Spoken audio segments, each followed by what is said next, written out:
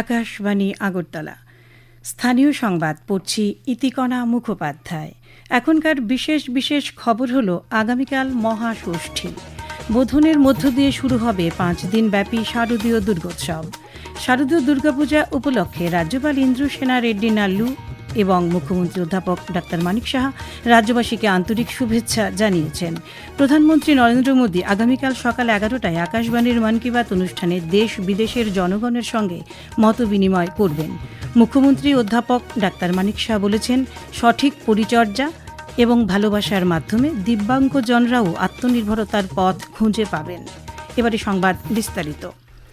আগামীকাল মহাষষ্ঠী। বোধনের মধ্য দিয়ে শুরু হবে 5 দিন ব্যাপী শারদীয় দুর্গোৎসব। আজ পঞ্চমী তিথি। রাজ্যের সর্বত্র পূজা মণ্ডপগুলো প্রস্তুত শারদোৎসবের আবহে। ইতিমধ্যে আগরতলায় বেশ কিছু পূজা মণ্ডপের উদ্বোধনও হয়ে গেছে। তবে গতকাল চতুর্থীতে শহরের বড় বাজেটের পুজো মণ্ডপে দর্শনার্থীদের ভিড় দেখা গেছে। আজও পঞ্চমী তিথিতে সন্ধ্যার পর থেকে মণ্ডপে মণ্ডপে উপচে পড়া ভিড় লক্ষ্য করা গেছে। গ্রাম থেকে শহর সর্বত্র আলোকমালায় সেজে উঠেছে। পুজোর 4 দিন সপ্তমী, অষ্টমী, নবমী এবং দশমীতে আগরতলা শহরে বিকেল 5টা থেকে রাত 1টা পর্যন্ত যান চলাচল নিয়ন্ত্রণে নো এন্ট্রি বলবৎ থাকবে।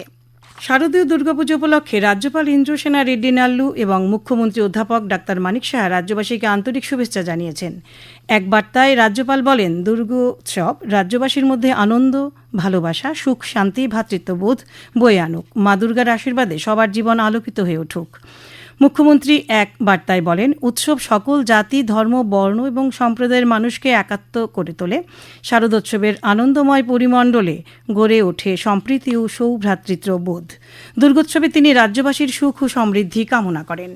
প্রধানমন্ত্রী নরেন্দ্র মোদী আজ উড়িষ্যার ঝারসুগুডায় 60,000 কোটি টাকারও বেশি বিভিন্ন উন্নয়নমূলক প্রকল্পের উদ্বোধন ও শিলান্যাস করেন। এ উপলক্ষে আমলিপাল্লি গ্রাউন্ডে এক জনসভায় তিনি বলেন, দরিদ্রদের ক্ষমতায়নে বিজেপি সরকার প্রতিশ্রুতিবদ্ধ। 2047 সালের মধ্যে বিকশিত ভারতের লক্ষ্যকে সামনে রেখে দেশ কিভাবে দ্রুত এগিয়ে যাচ্ছে সে সম্পর্কে বিস্তারিত উল্লেখ করেন। जब टेलीकॉम की दुनिया में 2G, 3G, 4G इन सारी सर्विसेज की टेक्नोलॉजी के लिए भारत विदेशों पर ही निर्भर रहा, ऐसी स्थिति देश के लिए ठीक नहीं थी। इसलिए देश ने संकल्प लिया कि टेलीकॉम सेक्टर की ये जरूरी टेक्नोलॉजी देश में ही विकसित हो। हमारे लिए गौरव की बात है कि हमारे BSNL ने अपने ही देश में पूरी तरह स्वदेशी 4G टेक्नोलॉजी विकसित कर ली है। প্রধানমন্ত্রী নরেন্দ্র মোদী আজ উড়িষ্যার ঝারসুগুদায় 60,000 কোটি টাকারও বেশি বিভিন্ন উন্নয়নমূলক প্রকল্পের উদ্বোধন ও শিলান্যাস করেন। এ উপলক্ষে আমলিপাল্লি গ্রাউন্ডে এক জনসভায় তিনি বলেন, দরিদ্রদের ক্ষমতায়নে বিজেপি সরকার প্রতিশ্রুতিবদ্ধ। প্রধানমন্ত্রী আজ উড়িষ্যায় একটি অমৃত ভারত এক্সপ্রেস ট্রেনের সূচনা ও 1,700 কোটি টাকার একাধিক রেল প্রকল্পের উদ্বোধন করেন। তাছাড়া তিনি 97,500টি মোবাইল 4G টাওয়ারের সূচনা করেন। স্বদেশী প্রযুক্তিতে প্রায় 37,000 কোটি টাকা খরচ করে এগুলি নির্মাণ করা হয়েছে। প্রধানমন্ত্রী সম্বলপুর সারলা রেল ফ্লাইওভারের শিলান্যাস এবং কোরাপুট বাইগুড়া ও মানাবার কোরাপুট গোরাপুর রেল লাইন ডাবল করার কাজেরও সূচনা ও জাতির উদ্দেশ্যে উৎসর্গ করেন। বিদ্যুৎমন্ত্রী রতনলাল নাথ আজ স্বদেশী পণ্যের গুরুত্বের উপর জোর দিয়ে বলেন, BSNL এর 108টি 4G সম্পৃক্ত মোবাইল টাওয়ার গ্রামীণ এলাকায় ডিজিটাল সংযোগকে শক্তিশালী করতে বড় ভূমিকা নেবে। এটি দেশব্যাপী ডিজিটাল অবকাঠামো গঠনে এক ঐতিহাসিক পদক্ষেপ। আজ মোহনপুরের নোয়াগাঁওয়ে এক অনুষ্ঠানে তিনি একথা বলেন।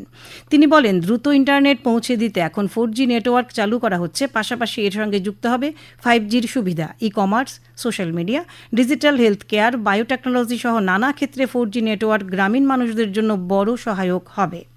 শিল্প বাণিজ্য মন্ত্রী শান্তনা চাকমা GSTর হার সংস্কারের বিষয়ে আজ প্যাঁচারথল বাজারের ব্যবসায়ীদের সঙ্গে মতবিনিময় করেন এবং এর সুফল সম্পর্কে অবহিত করেন। তিনি বলেন, GSTর হার হ্রাসের ফলে নিত্য প্রয়োজনীয় দ্রব্যের দাম কমেছে।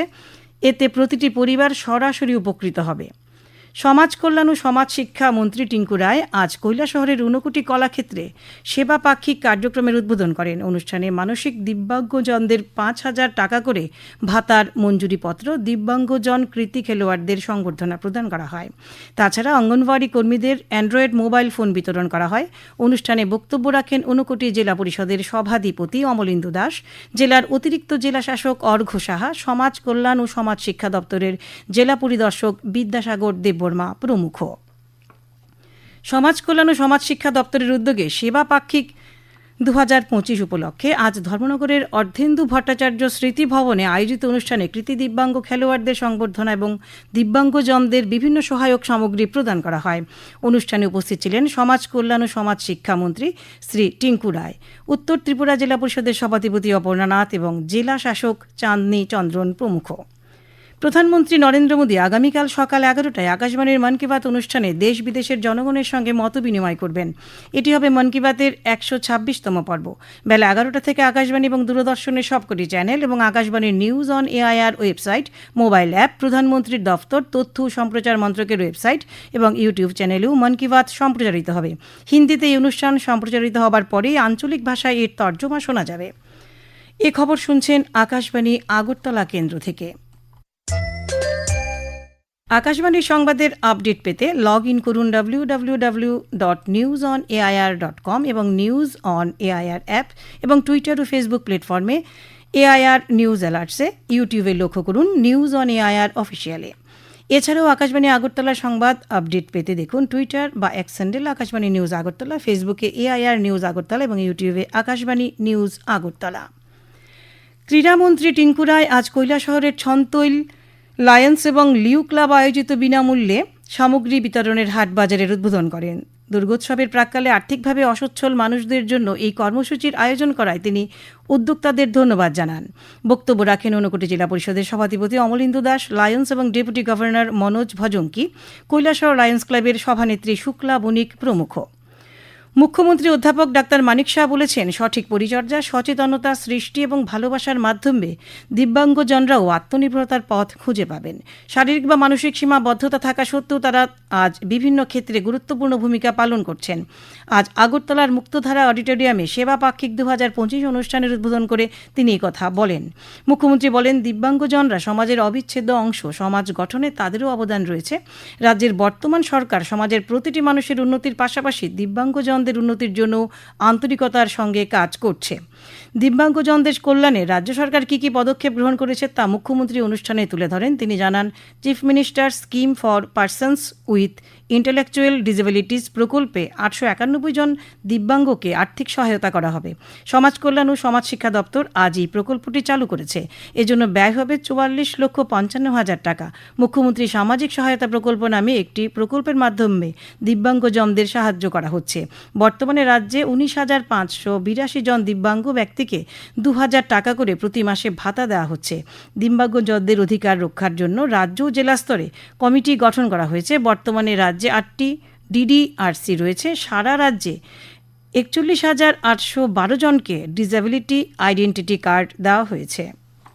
ইন্টেলেকচুয়ালি যারা ডিসেবল, বিভিন্ন আই কার্ড দেওয়ার ব্যবস্থা হয়েছে, ইত্যাদি দিয়েছে। কিন্তু যে বিষয়টা হচ্ছে সেটা হচ্ছে তাদেরকে কিভাবে স্বাবলম্বী করা, তাদেরকে যে সেলফ রিলায়েন্ট, তাদের স্বাবলম্বী করার বিষয়টা আমাদের খুব চিন্তা করার প্রয়োজন।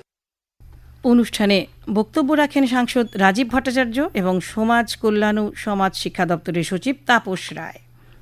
আগামীকাল 28শে সেপ্টেম্বর থেকে 6ই অক্টোবর রবিবার, মহাসপ্তমী, মহা অষ্টমী, মহানবমী, বিজয়া দশমী 2 দিন অতিরিক্ত ছুটি রবিবার এবং লক্ষ্মী পূজা। পরপর 9 দিন সরকারি ছুটি থাকায় আগামী 29শে সেপ্টেম্বর, 1 অক্টোবর এবং 4 অক্টোবর এই দিনগুলোতে স্বাস্থ্য ও পরিবার কল্যাণ দপ্তরের অধীন সমস্ত হাসপাতালের বহির্বিভাগ যথারীতি খোলা থাকবে। স্বাস্থ্য দপ্তর থেকে এই খবর জানানো হয়েছে। সমবায় মন্ত্রী শুক্লাচরণ নোয়াতিয়া আজ বিলোনিয়ার অগ্নিবীণা হলে দিব্যাঙ্গজনদের মধ্যে বিভিন্ন সহায়ক সামগ্রী বিতরণ করেন। সমাজ কল্যাণ ও সমাজ শিক্ষা দপ্তরের উদ্যোগে আয়োজিত অনুষ্ঠানে উপস্থিত ছিলেন দক্ষিণ ত্রিপুরা জেলা পরিষদের সভাধিপতি দীপক দত্ত, ত্রিপুরা স্পোর্টস কাউন্সিলের সদস্য দীপায়ন চৌধুরী প্রমুখ। আবহাওয়া দপ্তরের পূর্বাভাসে আজ বলা হয়েছে, দুর্গাপূজার দিনগুলিতে রাজ্যে একটানা ভারী বৃষ্টির কোনো সম্ভাবনা নেই, তবে রাজ্যের কিছু কিছু স্থানে বিক্ষিপ্তভাবে বৃষ্টির সম্ভাবনা রয়েছে।